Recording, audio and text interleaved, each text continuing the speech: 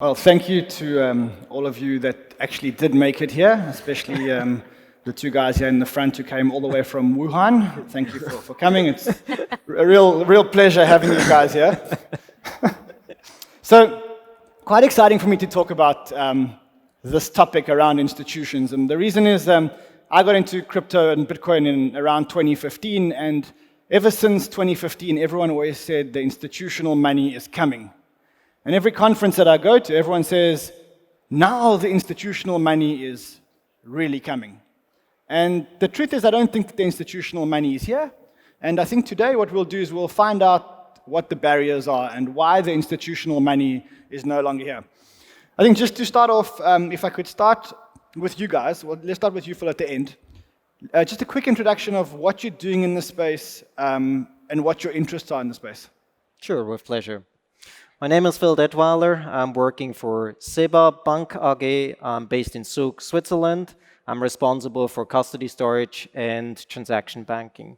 SEBA AG is one of the globally first banks with a fully fledged banking and securities trading license with a focus on digital assets. This is our sweet spot. So a digital assets bank, for lack of a better word. Correct. Chris, you're with Fidelity. Yeah, so I'm the head of Fidelity Digital Assets here in Europe. We provide custody and trade execution services for Bitcoin. Prior to that, I was running the digital asset project at Barclays, so I have some experience of trying to get a crypto business set up at a traditional investment bank. And prior to that, I spent 17 years trading commodities and managing commodity trading businesses. Amazing. Sebastian, you are with Nomura. So, So I'm part of the Wholesale Digital Office at Nomura. We look at the institutional crypto and enterprise blockchain space. We have a number of initiatives in the space ranging from a custody business that we launched with a ledger and global advisors called Komainu. And we're also interested in the issuance and tokenization aspects where we have a number of initiatives in Japan. We're looking at the overall space of institutional crypto and blockchain. So look, I'm going to be upfront with you. We're going to pick on you a lot because you are the only person that is currently at one of the banks, so to speak. Ruth, over to you. Yes, I'm actually a partner at Gauss Ventures, so that title is not really relevant for this session. But we are investors in the fintech space, and particularly this topic is all about how do we support companies that are providing services to make the crypto space safer and more transparent. So that's one of my focus areas. I've been an ex-banker, 11.5 years with Citigroup. I also advise a number of fintechs and startups, and I'm also on the board of a bank. So it's a nice mix, and I know very much the bank issues as to why they don't enter the space racing into it. But I'm also very excited about all these new solutions that we start emerging to make the space safer and, of course, the regulatory side of things. Okay, now, we know the banks aren't rushing into the space. One thing we can say is that there seems to be a slow change of heart from the banks. So if we spoke to the banks 3 years ago, they would have very much said, they're not into crypto or not using blockchain. I think Jamie Dimon is probably the most famous banker to knock crypto. And it seems like the banks are now coming around. Do you think that's a fair assessment? I think they want to come around. Certainly they have more interest by the institutional investors to a certain extent for alternative investment. They also have some push from the consumer side because they would like to use their fiat accounts to then move into crypto and back out. And we've seen a lot of knee-jerk reactions 2 years ago, a year ago, where certain channels were just closed off from one day to another because there was this fear we don't know what they're trading and what they're doing. And people are slowly starting to come around that there are actually solutions to monitor AML compliance in the systems, etc. But it takes time. And I think it's more these sort of investment houses, these sort of hedge funds that have been embracing this for the alpha generation. But I think we should be thinking about the rest of the market in terms of where that moves. Okay, let's cut to the chase because I'm quite tired of hearing about this time thing. Like this time thing's been going on ever since I got into crypto. I want to talk nuts and bolts. So I want to talk about, Phil, you had some very strong comments around what is causing this delay? What are the things that we have to solve as an industry in order for the banks to come? What are the barriers? Firstly, I would start with the factors that basically luring institutions or incumbent banks into the market. And I do believe these are twofold. Firstly, it is basically a push from their clients due to interesting investing returns, also from a diversification perspective. And on the other side, it is the institutional demand from an efficiency perspective via tokenization, token settlement. These are the two factors that are pushing basically the institutions into the market. But what was holding back? Stop there for 1 second. I just want to tick one of those boxes. Do you think that today there are enough customers phoning their bankers and saying, I want exposure to this new asset class? And what I'm trying to see is, do you think that we've created the demand side enough to put pressure on the banks to start supplying?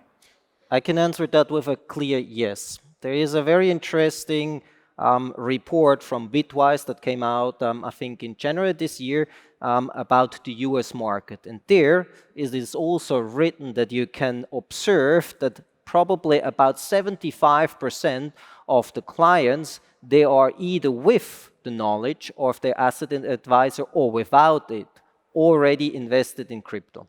Okay, now go on. You were saying that on the supply side, there's a few barriers. What are those barriers? I do believe they were, or they are threefold. And I believe we made a lot of progress since the crypto hype 17, 18. And I believe there are three main factors. Firstly, it is safety or security. I believe we had a missing institutional custodial offering in place where now various banks and custody providers are entering into the market. So safety is paramount. Safety and security, I would challenge you that we've solved that problem. We have Fireblocks, Anchorage, Shardex, GK8, Coinbase custody. We have a lot of very good, very safe solutions for safety today. Correct. So I concur that safety, to a large extent, is a tick in the box. But you need to look at it. I would, if I could just interject there. I mean, I think that if we're talking about mainstream tier one investment banks, they're not going to employ a third party and farm out their custody. It's just it's too key. If they're going to white label a solution, you know, they take all the risk in that case. It has to be something. The very nature of it dictates that it's something that you develop internally, and that's not a fast process. But there are many companies that are supplying software solutions like the banks use today, which are third-party software solutions that the banks use to build their own custody systems, right? I mean, you don't have to, let's use BitGo as an example, you don't have to move all your digital assets to BitGo. You can... No, sure, but you're then relying on somebody else. And it's like, if anything goes wrong, like it's your reputation, it's your client base, you know, there are assets in your custody that are exposed. Sebastian, do you agree that the banks won't license software from third parties or hardware to store or to keep their assets safe?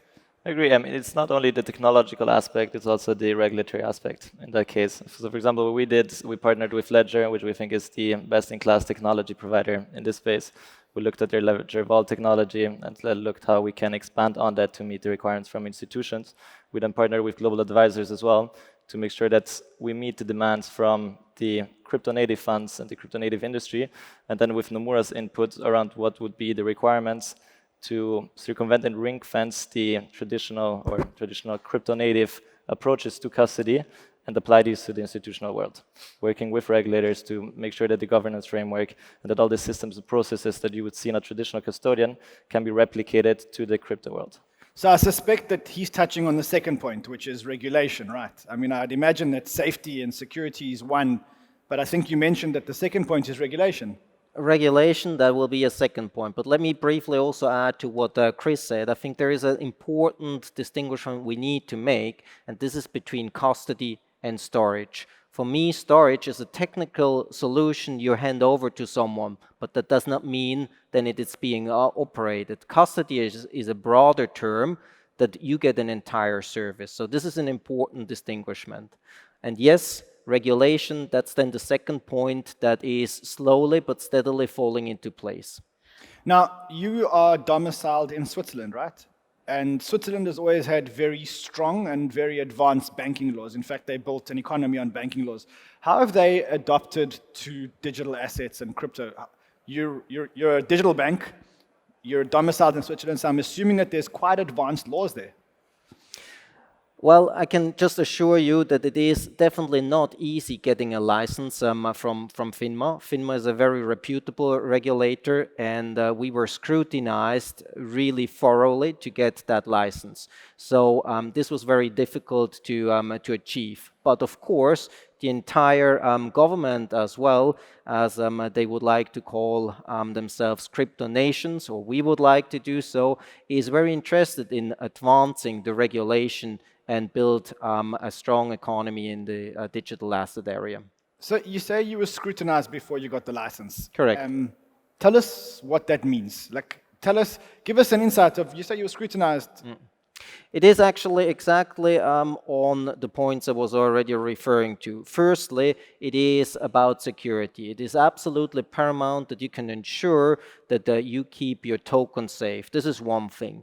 And the other very important area is about client due diligence. You need to know your client. It's about KYC, and very important, it's about AML.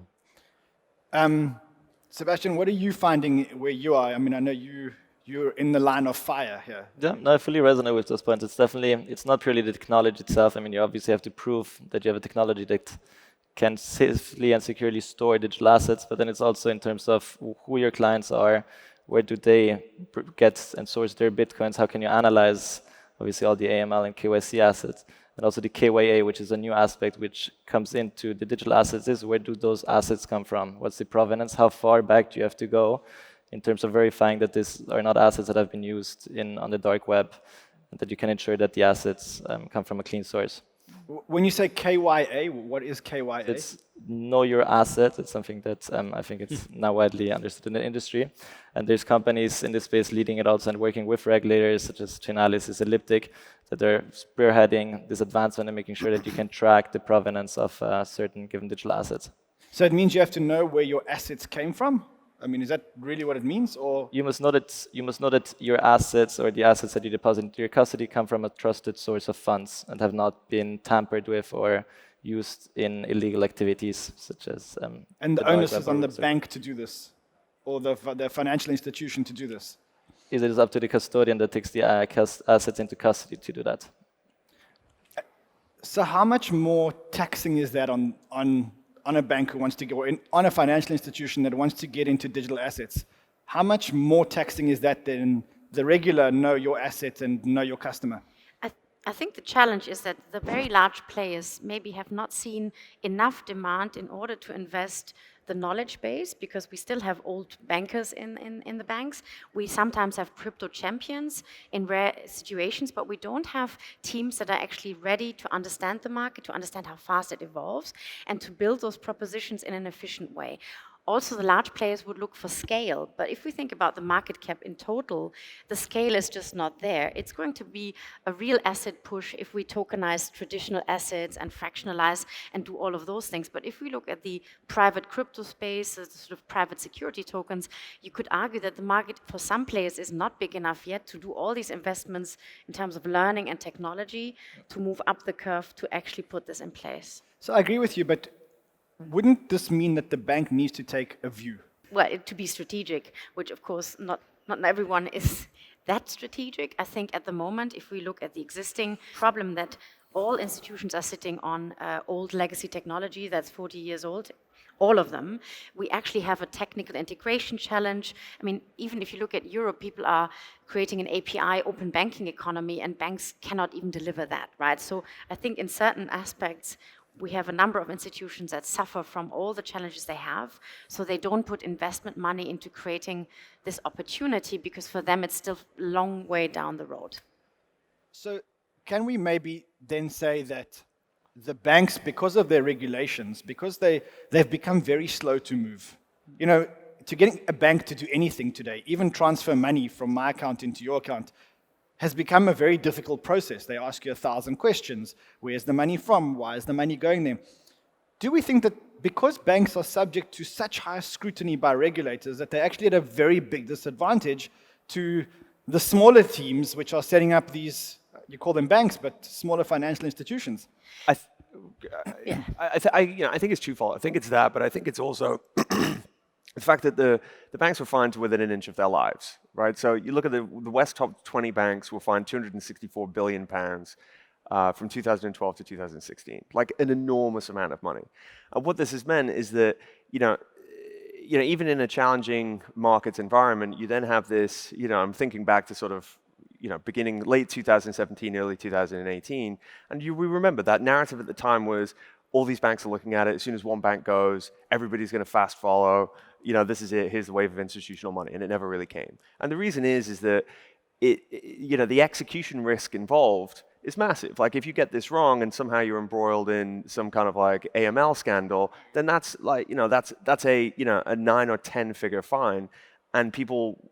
And because of that, and because it's like a reasonably, if a tier 1 bank was to start providing services for Bitcoin, that would be the front page of the FT, right? So it's a decision that isn't going to get made at the markets level. It's going to get made by the CEO. And even the CEO is probably going to send it to his board of directors, who are then going to say, okay, we need a reputational risk committee set up to have a look at this, and so on and so forth. And so then all of a sudden, the decision is getting made by people so far away from the body of knowledge within the bank that it just becomes, there's then a lot of confusion about what's possible and what's not, and what the execution risks actually are. So I want to ask you this question, and only because I'm an entrepreneur, so I've never been on the inside of a big organization and a highly regulated organization like a bank. But wouldn't the attitude that a CEO of a bank should take is to say, look, get ready. Don't press the button. Don't switch on yet, but get ready. Make sure that all our ducks are in a row. Because we see this digital asset revolution just over the hill, and we want to know that as soon as everyone else starts running, then we're ready. Is that not the attitude that a big organization... I see you're laughing, and please educate me, because I've never been inside one of these big regulated institutions. You cannot underestimate the degree of risk averseness because of the financial crisis, because of the regulatory burden, and because of the fine risk. And if we just take one example, we have a top-tier bank that has started banking crypto firms, and that has then started withdrawing again.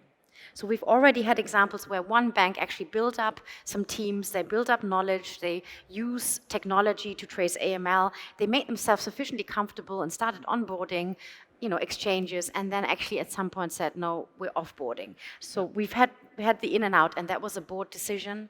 It was risk averseness. So are you saying... You've got to bear in mind that markets businesses right now are, they're under pressure. I mean, bank revenues are down year in, year out. And so the idea of setting up a team just in case, that's not something that's going to fly. So what would be the approach? If you're not setting up a team just in case, but if you guys look at the approach, exactly. Your first question is, how do banks look at blockchain and crypto assets? If you look at it pre-2015, it was a lot. I mean, distributed ledger technologies were around, and people started thinking about security token. There was more understanding, obviously, with the price of Bitcoin increasing, around this concept of natively digital assets. Obviously, there was then interest to look at the traditional financial services industry and traditional financial assets, and potentially replicating this or representing these on a distributed ledger. So the idea is, from initially in 2015 to 2017, where I think Bitcoin no, blockchain yes, was the mantra inside of banks, this moved to banks already being more and more open to Bitcoin as a first native digital asset that can replicate the infrastructure to then move to security tokens. So if you look at the infrastructure of digital assets back in 2017, most of the value chain was being serviced by unregulated exchanges that were working from the initial issuance layer to the trade execution to the settlement and the custody. This wouldn't meet the requirements of institutions and regulators. So what we're looking is to replicate and create a digital asset value chain that meets the requirements of institutions, which means regulated issuance layer around the right technology, the right standards, the right regulation in terms of issuing security tokens, the right trading platforms and regulated trade execution venues, and then regulated custody. So those pieces and components, there's a lot of investment in from traditional banks. There's a lot of startups in the space tackling these problems. But it's a slow process, obviously, as there's a lot of education involved that still has to be done. Now, Chris, when you introduced yourself and Fidelity, you mentioned Bitcoin. Yep. You didn't say crypto. Do you guys only support Bitcoin at the moment? Is Bitcoin the only asset? We only support Bitcoin right now, and that's less because we're ideologically maximalist in that sense, but more because we don't yet see the client demand to support other assets. So I think that leads us into the next part of a discussion, which is really, how do financial institutions see this space? Is it Bitcoin? Is it cryptocurrency? Or is it security tokens? how do the traditional institutions see this space? Are they gearing up for people trying to hold Bitcoin?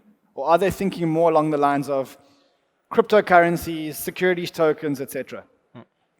I do believe here we probably need to do firstly one step back and go into the terminology. That is, we're talking about either payment token, utility token, or security tokens. We all are aware that there is a fairly big hype about tokenization.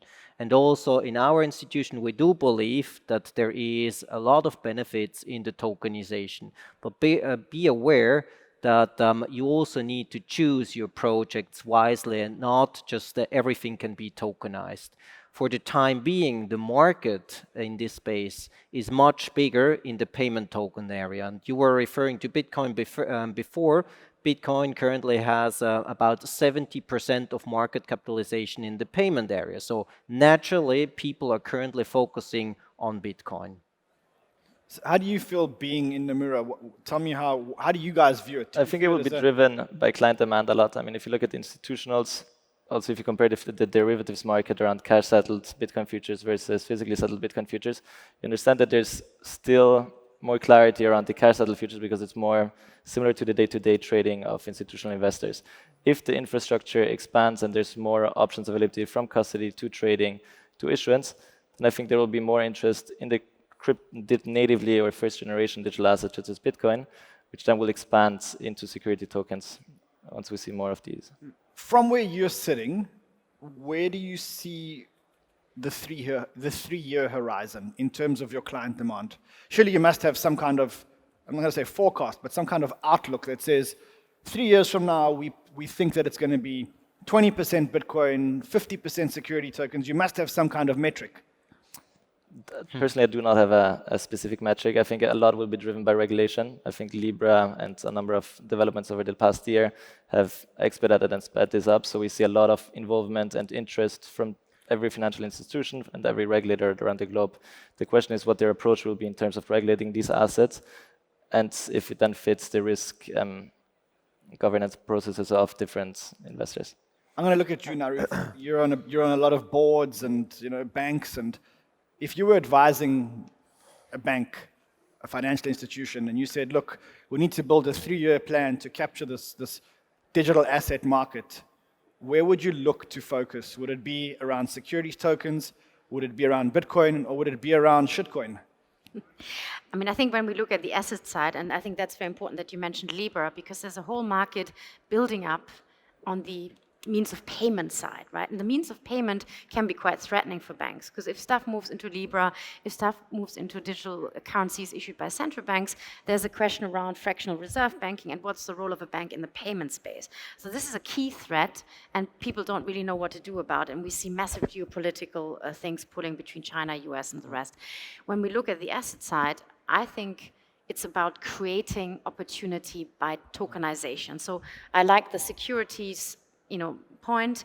You want to tokenize existing securities, so you probably start at the slightly less regulated end, not less complex end, and you start securitizing, you start fractionalizing, and creating a strategy for alpha for retail. Because we have all these retail consumers that don't have access to the cool issuance, and so if you open up that market in terms of the investor base, as well as then looking at the sort of retail pipeline of the deposit side, you can create real market value. I'm going to challenge you there, because you mentioned that what people are doing is they're taking existing securities and they're moving them onto blockchain. And today, the most typical existing security is an equity asset, right? Yeah. Now, to me, I think if we're trying to move equities onto blockchain, then we're actually wasting time, because the equity system is relatively efficient. It probably could be disrupted. It doesn't need to be disrupted. You don't need a decentralized solution for it. It's about maybe the fractionalization aspect in terms of making it accessible for other investor classes, but it's also then about issuing completely new instruments. So I think there's a whole creativity and design aspect of creating new financial instruments that are native to a blockchain, and that hasn't even been explored. Exactly. So I was talking to Sebastian earlier, and I was mentioning to him that the way I see it, instead of selling equity in shipping companies, what we should be doing is creating a smart contract that says nautical mile times weight and that should be paying dividends every time Exactly. a ship So ETF, travel- so to speak. in Exactly. certain ways. Yeah, absolutely. Exactly. Absolutely. I actually, if I may, I do think you can also look from 3 different perspectives at this question. Either you come from a maximalist perspective and you just want to have independence. You can have a look at it from an efficiency perspective, as I was alluding to. But as you correctly said, not everything will be more efficient with DLT or blockchain technology. Centralized systems can be much more efficient than decentralized. And thirdly, I would look at it from an investment perspective, also from a modern portfolio theory. I mean, don't put all your eggs in one basket, and that is why you should look at the underlying asset. How does it correlate with other assets? Just to make an interesting example regarding Bitcoin. If you're adding 1% of Bitcoin to your portfolio, your expected return is raising about by 1% at the same risk. This automatically means that your Sharpe ratio increases, which is nice in that context. Yeah, I mean, that has been an argument that you could have made going back. I want to pivot to something which I find very interesting, and that's probably the biggest theme now in digital assets is either payments or DeFi. So everyone's talking about DeFi, DeFi, DeFi, and by nature, DeFi is designed to replace institutions and become completely decentralized. Where do we think this is going? Do we think that DeFi will replace institutions? Do we think that these big, heavy, regulated institutions should be worried about being disrupted by DeFi, or do we think that the regulators will never let it happen? I mean, I think it was Bill Gates who said people always overestimate how much change is coming in 2 years and underestimate how much change is coming in 10. So, like in terms of DeFi, like I think that for the foreseeable future, I don't see it having any meaningful impact. I mean, if you look at, I looked this up earlier today. I think there's $900 million worth of ETH locked up in DeFi apps. When you look at the sort of state of the protocols, I mean, BZX was attacked like twice last month with a loss of $1 million of ETH. It's just not in my mind. It's just not there. It's not ready. Now, whether that will change and whether it will develop remains to be seen. But it's not any kind of meaningful threat for any kind of foreseeable future. Notwithstanding that, I'd also just add that it's kind of an inefficient way of doing things. Like having a loan portfolio versus having having a book of loans versus a collateralized portfolio. The collateralized portfolio is just a fundamentally more efficient way of managing a lending business.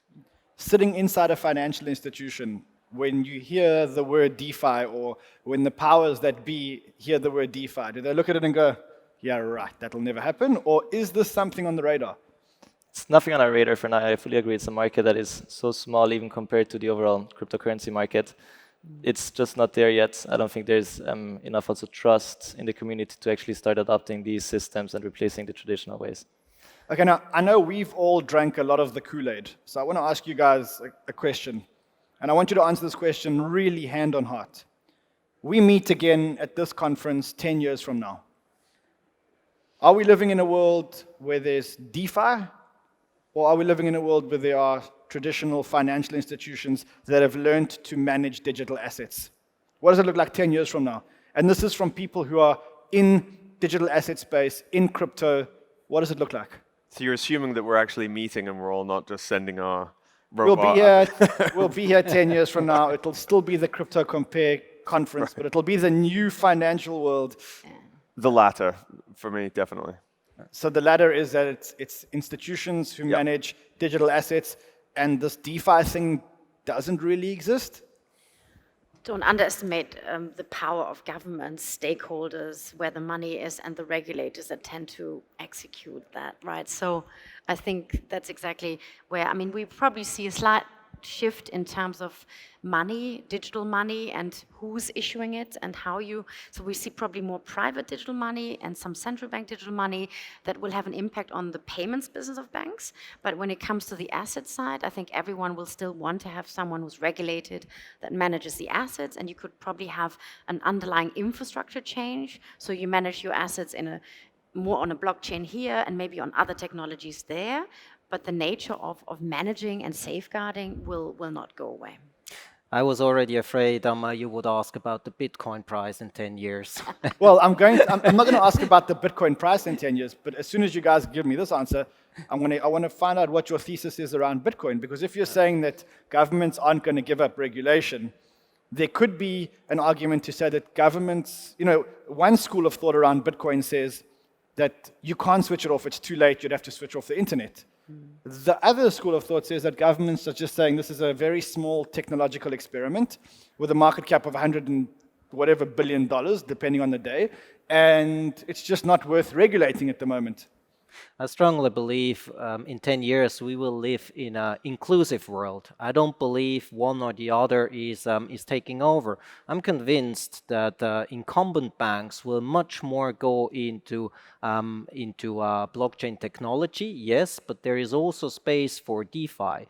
I'm convinced that will have place in the industry as well, because as long as you find benefits in something, that will remain in the industry. So it will be an inclusive future. Sebastian, your views on this? Is it? I'm fully sure that traditional investment banks will build up the capabilities to participate in this market, and DeFi might have a space in it. Banks might participate even in that part, but I'm sure that the banks will remain the main providers. I'm coming back to you, and really, I want to come back to you because you said that government and regulators are not going to give up the control that they have. Let's look 10 years forward. And Bitcoin is now it's an $8 trillion asset class. It's now completely replaced gold. And people are using Bitcoin or a derivative of Bitcoin or Bitcoin Cash to make their payments. What do regulators do? I mean, do they? Well, I mean, they will have, it's about monitoring, it's about making sure that when people deposit, so that's going to be the question, will people still hold accounts, right? It always comes back to account holding, payments, KYC. There could be embedded tracing technologies that make it much easier, but governments are also imposing more and more digital identities. So if you link those points, you could end up with a lot more control of individuals and how they go about their financial business, which is, of course, maybe the flip side that we don't necessarily want as an outcome. So, yes, this is exactly it. So are we then moving towards a world where we're actually helping governments and helping regulators by saying, look, we're moving completely to a transparent world. Probably 10 years from now, every single address will be indexed and linked to an identification of sorts. And if not, companies like Chainalysis will be doing their job. That is an ethical concern that I have with this technology, yeah. So you do think that in 10 years, everything we do is transparent? I mean, we have technologies also to obfuscate, right? And you've got, Zcash and other things. So I think it's very important to support those initiatives as a counterbalance, because it always depends on where you are, how your government behaves, and how the controls function. And I think governments will behave differently. Personally, I don't think that governments are going to sit down and allow hyper-Bitcoinization to occur. And it's very easy for them to do that. All they need to do is maintain the tax status of Bitcoin as it exists in this country, whereby every transaction that you make is a tax event. Yeah. And by doing that, you just make it completely useless. Incentive. You can't use it as currency. Yeah. Now, so I mean, personally, I think that Bitcoin is right now, I don't think you could really. I think it's more accurately described as a call option on its future utility as a store of value. But I think that its end state is a store of value as opposed to a payment mechanism. I want to challenge you, and for those people that follow me on Twitter, you'll know that I've now I've been following the correlations of Bitcoin with gold and the correlations of Bitcoin with the equity market. My thesis is that up until now, we've said that Bitcoin is a non-correlated asset. But Bitcoin was launched after the 2008 financial crisis and hasn't lived through a financial crisis yet. This is the first real financial crisis that Bitcoin is living through. And right now, it seems to be very, very, very correlated to equities. If you've watched the Bitcoin movement in the last month, the correlation is, just go check it out on my Twitter. When panic hits, though, correlations just hit one. That is exactly the same as happened in 2008. Gold for a while went up. It hit like $1,400, and then it sold off down to $800 when the panic really set in. So, even even of value themselves. And that's true of property, which is meant to be, resistant to these types of things as well. So, in a panic situation, people just need to raise cash. Every asset gets sold indiscriminately. And I don't think that I don't think that's a problem for Bitcoin's thesis as its use of a store of value. So I you, see concur. I think that's Bitcoin, you consistent. still see Bitcoin as this digital gold store of value. Yeah. I concur with Chris. We need to look at that a little bit longer term. Just because there is a time section, there might be or might not be a correlation. We can't conclude causation. And I think the central bank digital currency thing will look quite different in 10 years' time. And that's more about payments as opposed to asset. But I think that's the question as to what competing things we might see and how that may even bifurcate the world in a way, right? Closing statement, we're out of time. For me, no, I agree. While if you look at who's actually trading Bitcoin and relating, it's most of the financial services industry is currently not even participating in this market. So if it's correlated or uncorrelated, it still has to be found out once the infrastructure is established.